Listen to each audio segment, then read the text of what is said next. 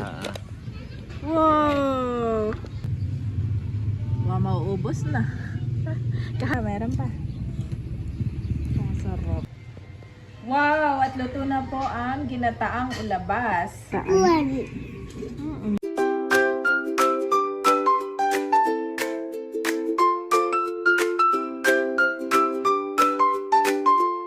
Kamusta mga kabeshi? Welcome back sa aking YouTube channel. And for today's vlog, magluluto tayo ng ginataang ulabas. At meron nga pong ulabas dito na binigay po dinala ni Sis Kalayaan. Bihira lang po ako makatikim ng ulabas. Ang kaibahan nito doon sa suso, ito yung bulok. Tapos ito ay galing sa ilog. Iloghan ni nanay. Ayan, ito nga po yung ulabas mga kabeshi. Ito po ay bihirang ulamin. Ito pati hindi na kailangan pasukahin. Nung natikman ko ito ay dun sa cooking contest, kaya natandaan ko. Masarap po ito. Buhay pa. Sarap, Bobby. Favorite din ito ni nanay. Masarap nga po itong gagataan.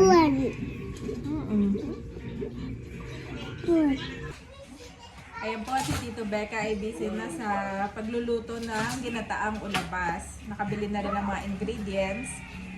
Meron nga ditong gata. Fresh gata po yung gagamitin natin. Tapos ay mustasa. Ayan, napakadami mustasa.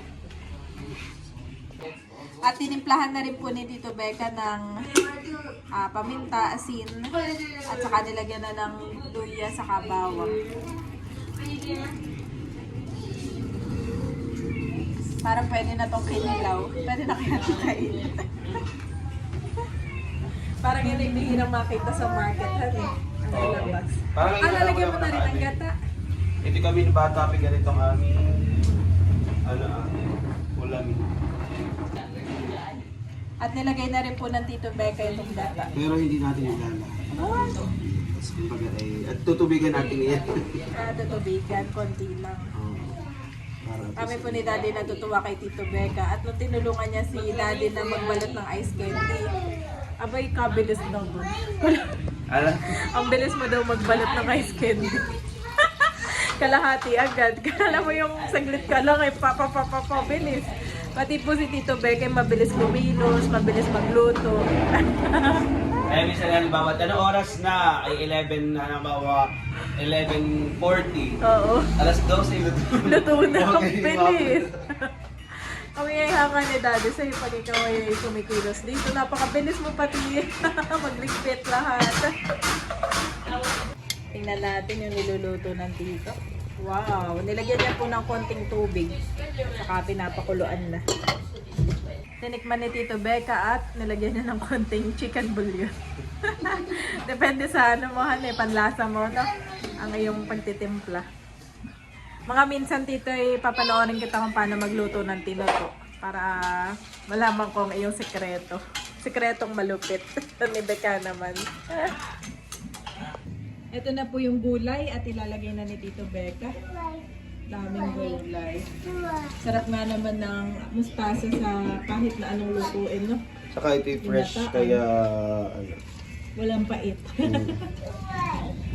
Gulay. So yan, may luto na. Nilagay mo na rin lahat ng gata. Hindi pa. Ay, hindi pa. Oo, alam mo na yan. Okay. Tapos saka yung gata. At ilalagay na lahat ng gata. Ganyan din ang gawa mo sa tinoto. Ay, hindi. Kalahating gata muna, ganyan. May una, tapos may, pero may sikreto rin.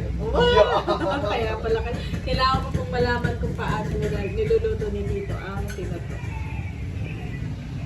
Nakuha ko yung technique sa tinoto, di ba yung iba ginagawa, binibilad nila yung para hindi daw malabsak. Yung parang Sa Bicol yun, no? Oo. Pero may natutunan ako na parang kahit ibilad o hindi, same lang yung kinakalabasan. Talaga. So may technique doon. Kasi nag-try ako maraming beses ay hindi ko makuha yung technique. Wow! At luto na po ang ginataang ulabas. So kailangan nyo ng kuha lang yung per Pardible na. Andito na po ang boys. Ready na. Kakain na maya-maya. May pansungkit po si Mother. Nang ulabas. At yan ay favorite niya, ginataan. Sarap. Sarap daw na luto mo dito. Thank you kay Sis Leia sa ulabas. Nakain na din po ang Tito Becca. Paspas din naman si Bob sa paghigop ng sabaw. Ayan mga kabeshi, ako nga po ay kakain na din. Napakain ko na yung dalawang kids. Beshi, titikman na natin ang luto ng Tito Becca. Sarap nung gata. Noong mga bata pa kami, ni na Kuya White, ay kami pagalingan, pag-up-up sa Agos. Yan kasi nakadikit sa bato. Yan ay parang native na nakapatong lang sa bato at ina-up-up. Yan ay kadalasang umuultaw sa bato ay paggabi. Halimbawa madaling araw, ganayon. Yan pag may araw na, sila nasa ilalim. Ay, ito sinanay, batikan din sa pang-up-up ng ganayan. Kinakapa, ibig sabihin ng up-up ay kinakapa. So yan, yan. Kasi Kuya White ay nakaranas din ng pang... So ito yung laman, no? Meron tinatawag na sihi ay sa dagat. So yan naman ay sa ilog, tabang. Bihira lang ito dito, no? Tuwing gabi lang na Sarap, kain po tayo. Thank you Tito Becca sa pagluto. Malinaw na ulit. The next day. Ayan, thank you Lord mga kabeshi at dumating na po si Daddy. Bali kahapon nga po ay nakadating na si Daddy. At nag-swimming kami kahapon. Kaya po, yan, masayang masaya mga kids na nakapag-swimming sila sa Vertudes. Ngayon namang araw na to kami ay magpa-park kasama itong dalawang kids. Si Andres at si Bobby. Nag-iisa lang po kami ni Bobby ng hawak. Nag-iisa kami ni Daddy ng hawak. Na meron dun Daddy sa munisipyo. Para may something exercise sila, eh. Zumba. Yan po ang mga taga-munisipyo. Oo, Friday. Bobby, follow me, Bobby! Follow Daddy. Be careful, ha? Yan mga kabeshi. Ako nga po yung maraming dala. May dala ako mga merienda ng kids, saka kape. At may dala po akong lipote. Yun nga po ay binigay kahapon nung birthday po ni Kuya Baron. Ay mayroon pa po. At lalagyan ko ng asin at saka ng may tupperware akong dala. Tupperware na may takip para sa ating lipote. 5 PM na po. What is that? Bobby! Ang takip ng tenga sa iyo. Let's go! Ha? What is that sound? What is that sound? Hindi. Eh yung sisay laging paiba-iba ng pwestohan eh. Bobby, be careful, ha? Oh no, dyan siya na noon. Yung mga batang nandiyan si Siso at may mga nagsusumba. Cute. Huh?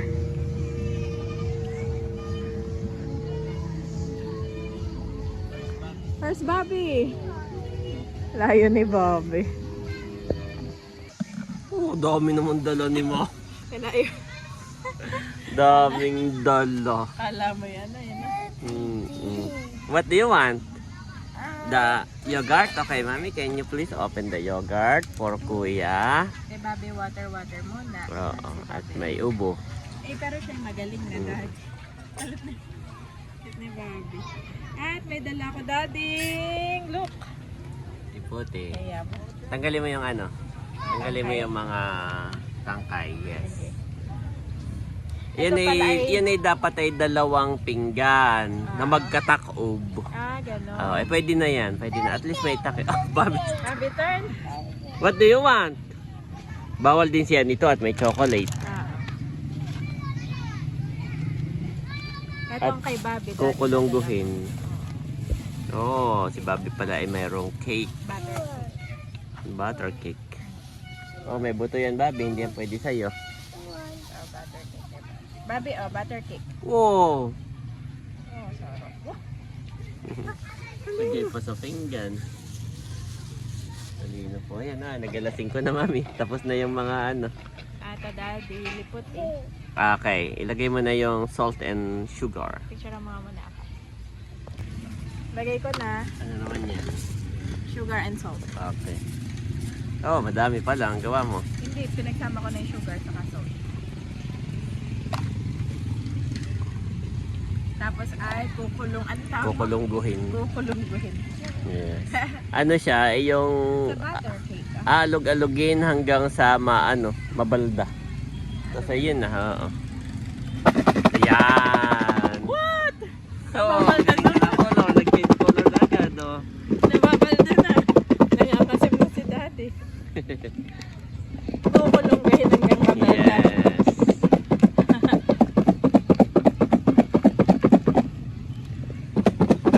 Ay na to? More. More.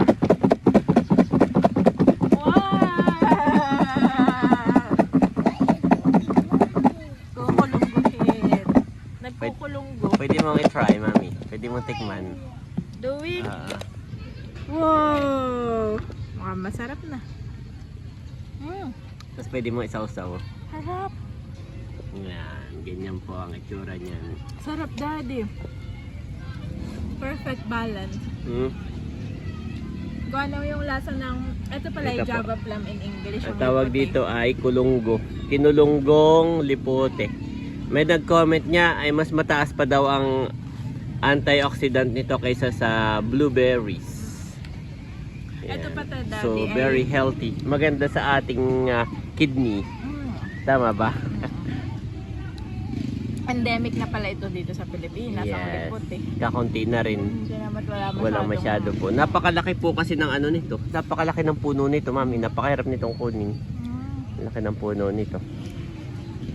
Meron pa ako sarap na lipote, daddy. Mami, dumami na. Dumami na po. Dito po ganito talaga tuwing ganitong oras. Yan, no? Ang dami ng mga bata, no? Kulang pa eh. Actually, dapat bakudan nila para safe ang bata. Tapos kulang pa sa, kulang pa sa, yung parang, oo, yung mga activities for kids, no? Hindi yung ganitong siso, pang adult to eh. Maganda yung siso na pwede sa mga kids talaga. Yung katulad sa Baguio na napunta tayo, meron mga slide, yung gano'n, no? Speaking of Baguio, nagkatsakan sila mama. Sila daw ay dadalaw dito at miss na nila yung dalawa. Sino So, kasama ng Si mama? Julius, yung tatlo kong pamangkin, Oo. saka si mama. Sinong tatlong pamangkin? Si Yan, si Sayon, at si Pio. Oo, yung tatlo. Yung tatlo. Tatlong boys. At matutulog daw dito na isang gabi. Ah, See you soon, mom and mother. Sarap, daddy. I like. Sarap. Wow! Good job, Bobby. Ay, paglaro na sila sa ibang kids. Si daddy po ay tumitikim na rin. Sarap, no? Noong una, hindi ko siya na-appreciate. Nung kahapon, makain tayo. Sabi ko, daddy, parang nasabi mo, dapat mami kulungguhin. Kaya ngayon ay talagang... Ha? Water? Water, please? Okay. thank you Lord that Lagi silang may please. Every time water, na please. meron silang kailangan. Please, mommy. Eat, please. Water, please. Wash, please. Ganun. Wow, mauubos na. Kahapon daddy ang nag-take out ng lipote ay sina Cadillac at si Melot. Favorite din pala nila yung lipote. Masarap na siya. Sarap. Sarapan din po ako. Kahapon talaga, hindi ko na-appreciate.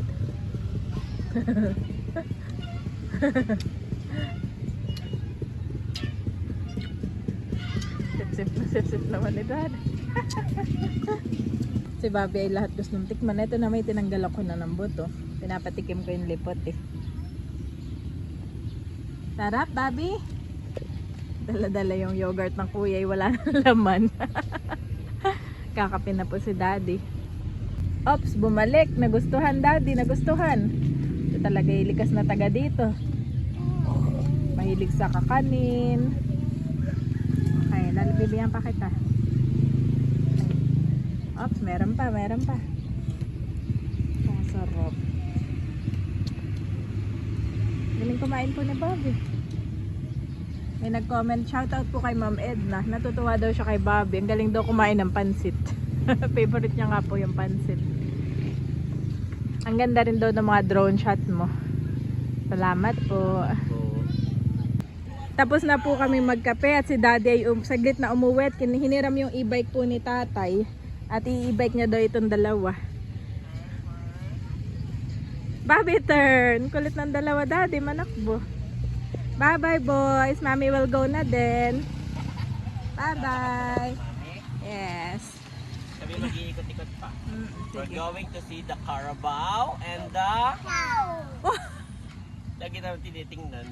Alam na, alam. Yung banda. Sige. Bye-bye, boys. Bye-bye, Mommy. Enjoy. Ingat. Mommy walk. Give thanks to the Lord, for he is good. His love endures forever. Psalm 136-19.